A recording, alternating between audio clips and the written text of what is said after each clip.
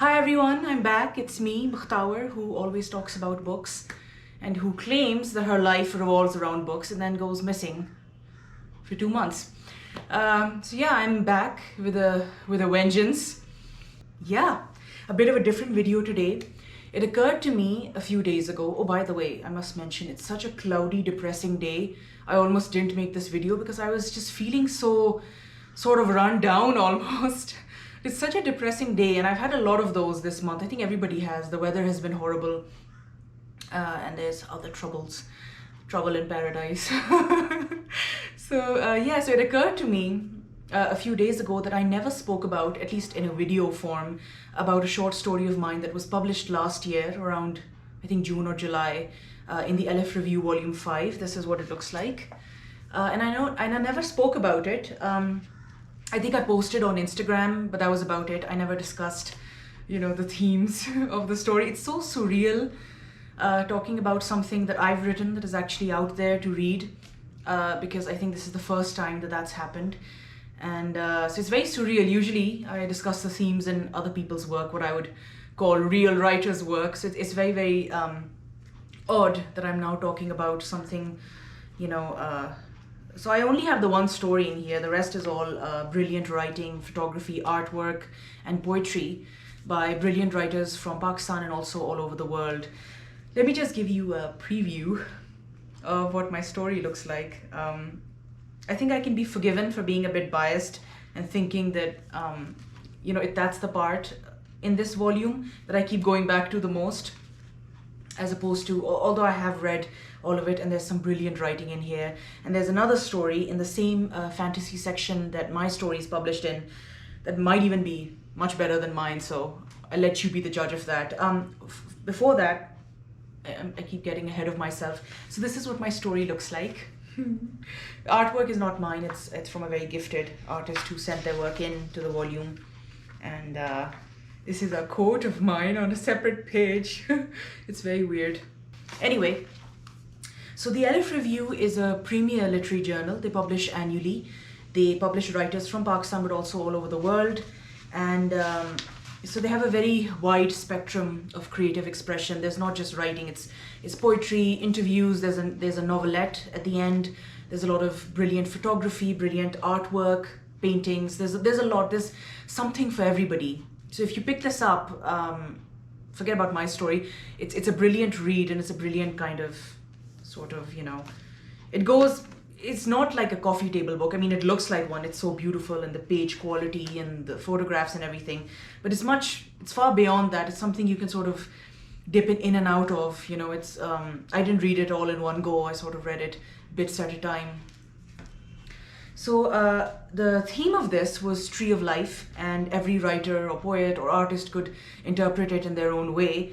And I have to tell you, they have these dividers, these page dividers, and it's like pictures this photographer named Jafir Hassan has taken. I think, sorry, my hair is getting tangled up. These are all pictures he's taken from underneath trees, I believe. I don't know that much about photography. You'll have to forgive me if I don't know the correct terms. And they're just beautiful. They're beautiful pictures. They have, I believe, every year. This is the anniversary issue. So this is Volume 5, the anniversary issue, 5-year anniversary, if you like. But I believe in every volume they've had an archival section in which they choose an artist, a writer, or a poet who has passed away, and they sort of, they do a piece on his work and his or her work, legacy. This one is about the artist. The piece in this volume is about the artist Zahurul Akhlaq, who was, I believe, what are they called? Multidisciplinary artists. Again, I don't know that much about art. You'll have to forgive me. There's a reason this channel is called Bookbakht and not, something else, because I'm very, very ignorant about a lot of things other than books. Honestly, I think a few years ago, I probably didn't even know how to order a sandwich on Subway. And it's entirely by coincidence that I figured that one out. So my short story is called The Dishwater Grays. It's kind of like a dual metaphor that I came up with. The Dishwater Grays both stands for well, let me give you a proper introduction. The story is a dystopian short story, so it's based in the future, in which you have one race of human beings that are all, beautiful and perfect, and they never age, and they live in this place, this really fancy utopian place called the Interior. And then you have another race that is less human than human, sort of humanoids. So they're not as human, theoretically, as the master race, as it were. And they're enslaved in a very dark and horrible place where the sky is always the color of, dull dishwater. And they're enslaved to manufacture a machine that keeps, the other half young and beautiful. So there's kind of that imbalance of power, and there's even a bit of racism in there if you want to interpret it that way, although I've not explicitly kind of put it in that way. So the dishwater grays is both for the color of the sky where the protagonist is, because she's a slave. She works on this place called the Rails, helping to manufacture that machine. All her hopes and dreams have been crushed. Her parents were taken away from her. She's not even sure of how human she is. There's a line that I wondered, this is the line, I wondered at length if we were made of flesh and bone and not the way they had told us at all. So, you have something further than an identity crisis. You have this feeling that you have no identity, that you do not exist past a certain purpose, and you are yourself not sure what you are and whether or not you are even alive. So there is that dulling of the senses. So the dishwater grays, the name,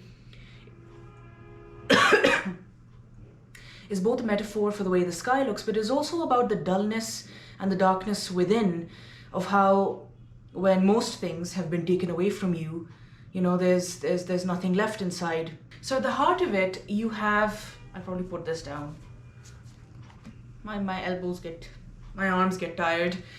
So at the heart of it, you have this unreliable narrator, right? Now, unreliable narrators, in my humble opinion, are very underused in modern fiction, or at least as far as I've seen.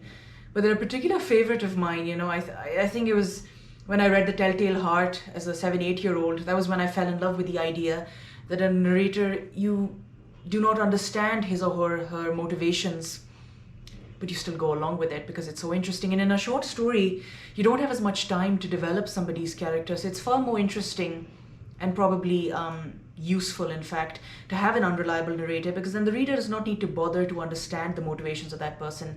That person is always going to do something very, very anticlimactic and unexpected. So the protagonist is from the humanoid race, the one that is enslaved.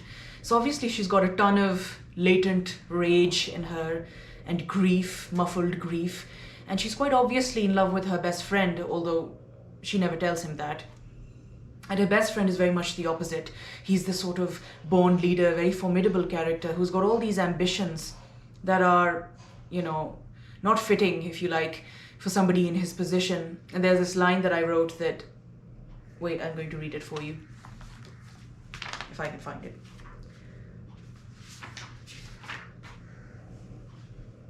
That's the problem. Wait, I need glasses for this, or else I'm going to stumble. That's the problem with being born a slave. It's terribly inconvenient until you accept it, until it's who you are. I had swallowed my fate and digested it, but he was still whimpering like a fish out of water. So the thing is, despite the fact that she's in this horrendous situation, she has no hopes of escape, and in itself, she considers it an undesirable goal to have anyway. But her best friend, who she's in love with, very much wants to escape and has all manner of plans. But the protagonist, in a way, perhaps she is more sensible, perhaps she is less idealistic, because she considers everything to be transient, temporary, better to not get attached to anybody or to any idea, because it could just be taken away from you. So, she's got all of these factors, none of them are in her control. And then the person she loves is also not in her control. So he's just another aspect of this life that seems to be draining away at record speed with nothing inside her control. And all she has to do is just accept a new low each time. And I think by the end of it, she's just trying that the next thing that she loses should be on her terms. So it's very much a nihilistic, defeatist sort of thing, but it's obviously born of the way her life has been. So as you read the story, you think that she's going to go along with the plans of the person that she loves, Naturally, that makes a lot of sense, but she doesn't. It doesn't occur to you that she's just going to. So the very anticlimactic part of the story is when they're all ready to escape. They've actually covered a distance, and then they get caught because the protagonist has ratted them out. She's ratted the best friend in the group out to their superiors, and she never sees them again. And ultimately, they promote her to a place in the interior, which is this utopian paradise, and that is it. But there is no significance of what she has achieved simply because of what she has given up to achieve it, what she has done. So it's like you get what you want, but the price that you pay for it is so great that it no longer matters what you have achieved. But the fact of the matter is, the weird thing is that the narrator never even wanted to leave the place. She never even wanted to be, liberated, as it were, or given a better standard of life. It's almost as if her love for that person has prompted her to do all of this. Let me read you a quote so that you better understand her perspective. I resented his ambition. I've read that the peak of love is when one wishes to transmogrify into the essence of the object of one's devotion. But there is something further still. When the person you love must be destroyed entirely, when they must be undone in some fundamental way. I looked at him as my mother must have looked at me before she was taken. I looked at him with the precariousness of an antiquarian, as if one gust of wind could render him damaged and unrecognizable. So it's the fact she's saying that an extreme of love is destruction as well, when who you love must be destroyed, and that's what she does. She's almost in a hurry for it to be over. She suffered so much. Perhaps she knows something the rest of them don't know. Perhaps they were going to get caught anyway. The fact of the matter is that she's almost in a hurry to be done with it. She's almost in a hurry for the last horrible thing that's going to happen to her before she just goes blank, before she just dies inside finally. She wants that last thing to just quickly be over with, So in a way, while we always see the heroes in stories, they're very, very strong and ambitious, and they keep going despite the odds. This story suggests that giving up hope in a timely fashion is a type of strength too, but perhaps not as widely publicized. But you also see another truth about the protagonist, that she is a coward, right? And cowards are not idealists because they're afraid of everything. They're afraid of being caved in and not having options, and that's the way their mind is made. And in my life, I've seen that a lot of people that suffer a great deal, for many years, they have just, continuously terrible circumstances, or even if they're in an abusive relationship or something like that. It's often what happens is that they endure it, they go along with it because they're not strong enough to change the situation, right? So they think that an easier route is to just endure it until it finally gives out, because it takes guts, right? It takes guts to stand up and say that something is wrong and that you're going to change it, even if that something is wrong inside you. Why do you think so many people, they just go along with the way they've always been and they don't ever undergo any kind of significant improvement? Is because that's an uphill job, and it takes a lot of effort and takes a lot of guts. And we all don't have that, and this protagonist doesn't have that either. And that's all right. The protagonist does not have to be a hero. She's more like an anti-hero. She's something that is wearing the guise of a hero, but is actually a villain. And cowardice is a type of villainy, is it not? Does cowardice not have people killed? And so there's a lot of questions that arise as well, or they did in my mind. I want to read you the last few paragraphs. If you're getting bored, feel free to sign out, but I want to read those because I think they explain what I've been talking about. Glasses. If only I didn't have to wear glasses. They waste more time than they save.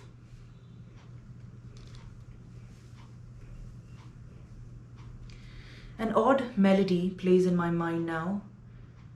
sharp like a screeching. Maybe it's the sound of the truck that they drove away in, playing in a loop. It's supposed to be easier when people die. Is it not harder when they're still there, still breathing life, still able to knock on the door and come in? I'd rather not live with that kind of suspense.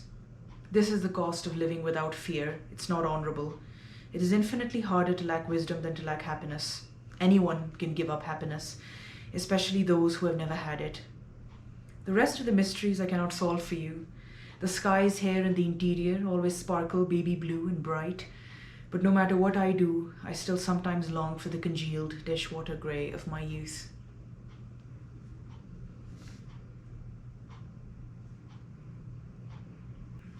And when she's sort of given them up and she's done this horrible sin, as it were, that she can never take back, it's as if she's forever preserved in that moment. She is forever doomed to relive it.